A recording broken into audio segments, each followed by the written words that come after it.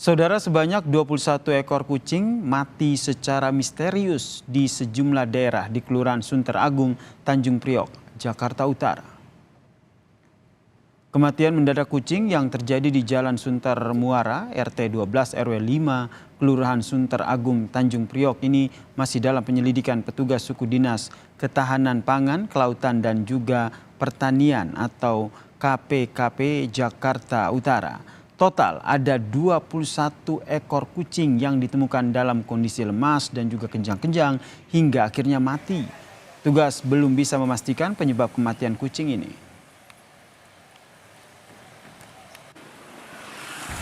Khususnya di RW 05 itu terdapat 21 kucing mati. Kemudian dari hasil observasi tadi kita melakukan pengamatan secara langsung, yang pasti tidak ada busa di mulutnya. Kemudian kucing itu ada gejala kejang-kejang, nggak lama kemudian di kelamin itu mengeluarkan air. Setelah itu nggak lama kemudian kucing mati. Nah, kita nunggu dari hasil observasi, dari hasil autopsi atau biasa di nekropsi itu biasanya butuh waktu 3 hari untuk bisa memastikan penyebab kematian apa. Kematian kucing secara misterius ini, saudara, menghebohkan warga, khususnya pemilik kucing peliharaan. Bahkan sejak sepekan lalu, bangkai kucing liar juga kerap ditemui di sudut jalan sekitar. Untuk mengantisipasi kematian hewan peliharaan, warga pun memilih untuk tidak melepas hewan kesayangan mereka dan memberikan vitamin tambahan. Kucing saya sendiri juga ikut mati, Mas. Kucing saya mati 1 dan punya warga sebagian juga banyak yang mati. Area matinya sekitar banyak lapangan. Kemarin hitung di awal 2 hari yang lalu kita hitung 12, tapi kemungkinan bisa lebih dari itu, Mas. Berturut-turut, nggak serentak, bertahap, mati bertahap. Pak, ini yang mati ini kucing liar atau peliharaan sih, Pak? Sebagian kucing liar, kebanyakan dari kucing peliharaan. Selengkapnya soal kematian mendadak puluhan ekor kucing di kawasan Sunter, Jakarta Utara ini sudah bersama kami virolog Muhammad Indro Cahyono. Selamat malam. Selamat malam, Pak. Selamat malam, Mas Indro. Salam sehat. Ini terkait dengan kematian puluhan kucing secara misterius ini. Kalau menurut Sudin Ketahanan Pangan, Kelautan dan juga Pertanian Jakarta Utara, kucing yang mati tidak ditemukan busa di mulut dan juga mengeluarkan air seni. Apakah gejala serupa pernah terjadi sebelumnya? Kalau kita mau melihat mengenai masalah yang terjadi di RW 05 di Sunter Agung, Tanjung Priok itu, maka kita harus punya timeline atau urutan waktu. Jadi selama 10 hari terakhir itu yang mati kan 21 ekor. Betul. Itu yang paling banyak itu di RT 12 ekor, kemudian RT samping-sampingnya 11 dan 15 itu 3 ekor dan 1 ekor. Itu kematian yang pertama kali terjadi di situ. Baru kemudian dalam 6 hari terakhir ada di RT 01 dan 06, 4 ekor dan 1 ekor. Jadi ada 2 klaster di situ. Klaster pertama itu dari RT 12, itu episentrumnya itu di situ 12 ekor. Kemudian RT 12, 11, 15 klaster pertama. Sumbernya dari situ. Kemudian RT 1 dan RT 06 itu klaster kedua. Nah, dari sini, kalau kita lihat secara epidemiologi, berarti kita sudah tahu sumbernya nanti dari situ. Maka yang harus dicari sejak awal apa yang terjadi di RT 12. Itu sumber penyidikan pertama. Kalau kita bicara dari epidemiologi, kita bicara dari virologi, karena kematian mendadak yang terjadi dalam satu urutan waktu itu hanya ada 2 kemungkinan. Pertama, kemungkinannya penyakit virus. Kedua, karena keracunan. Kemungkinan itu ya? Hanya 2 kemungkinan itu jika terjadi kematian massal dalam waktu cepat. Virus dan juga keracunan ya? Ya. Nah, kalau kita bicara virus, yang paling sering menjangkit itu hanya ada 2, itu yaitu cat distemper, feline panleukopenia virus.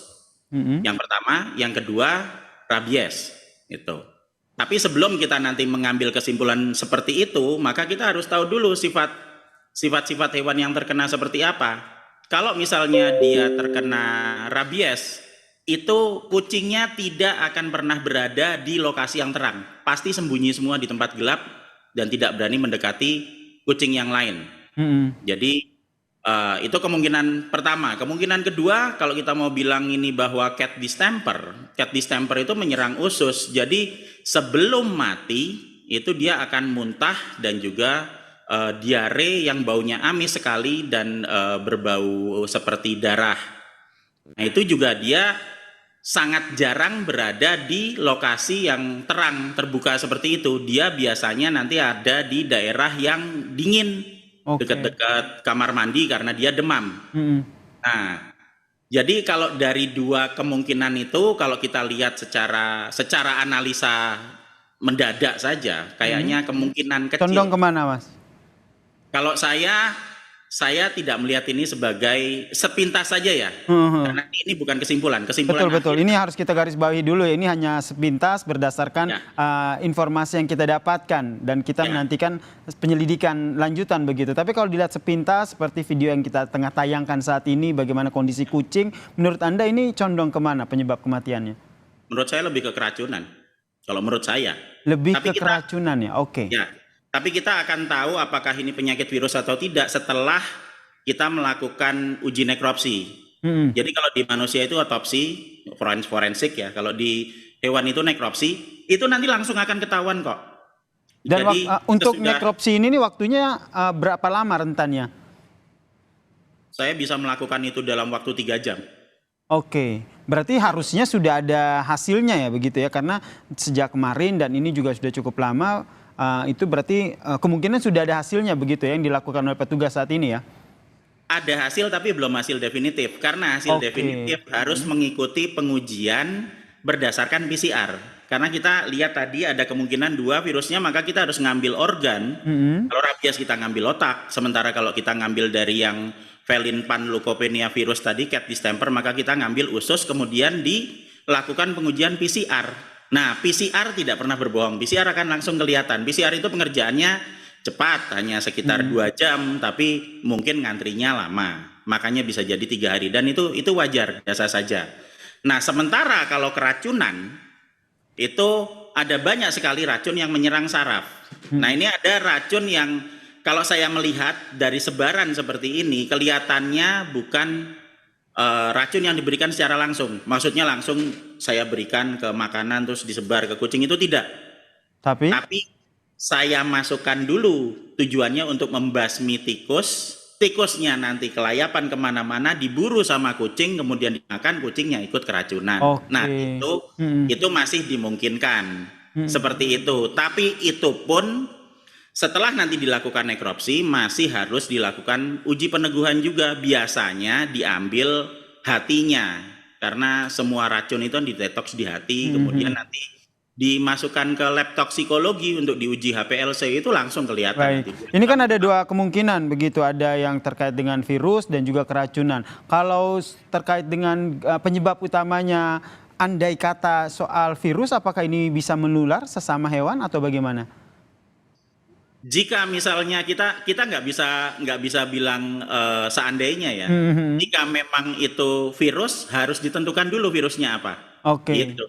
Karena kalau kita mau bicara tentang virus, ya nyatanya memang nyebar toh. Tapi apapun itu episentrumnya ada di RT 12. RT 12 itu dekat sama kelurahan RW 05 itu, jalan terus saja itu nanti ada keluar kelurahan belok kanan terus perapatan maju terus ada di sana.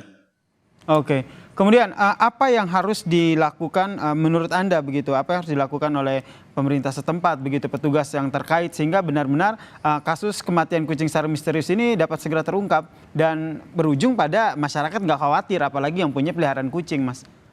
Simpel sekali, peneguhan diagnosa. Yang dilakukan sudah benar, nekropsi sudah benar.